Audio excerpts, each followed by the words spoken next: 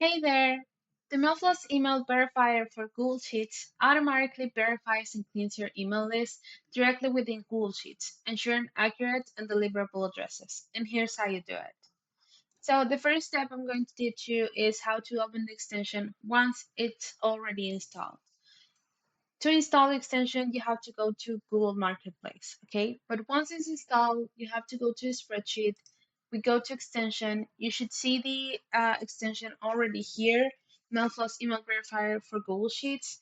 And you have two options. One is Verify Emails, which is the extension, and the other one is to go to the About to read about Mailfloss.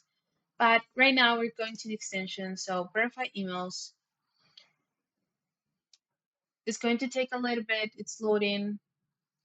But here it is. So the first view you should see is the sign-in view. We have the introduction here and also the instructions. You want to go to the mailfloss website, create an account if you haven't, and get your API key. Once you have your API key, you're going to enter it here in this box and then click on Enter API key. We have the verified view. Again, super simple instructions. Select the email addresses you want to verify and also click on verify email addresses. So I'm going to give you a little sample here. I selected these emails. It's verifying 6 emails. You can cancel the verification if you want to. Otherwise, you're gonna see the emails being displayed right here. This is the sheet that was created. It's called mailfloss results. And here you have the message that it's telling you that your emails have been flossed.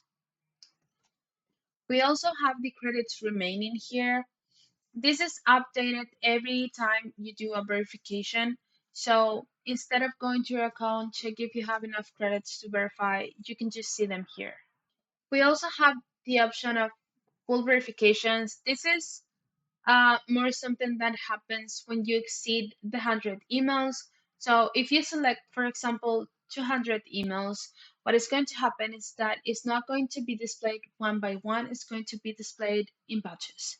Okay, it may take a while, possibly, but you can go leave the tab open or close if you want to, and then come back. Okay, if you close the window though, you're not gonna get this type of emails most likely, but you're gonna get the results on the new tab. Okay, that is going to be called mailfloss results, either 1, 2, depends on how many verifications have you done. But you're going to get the results. We also have another option here in settings, which is display colors.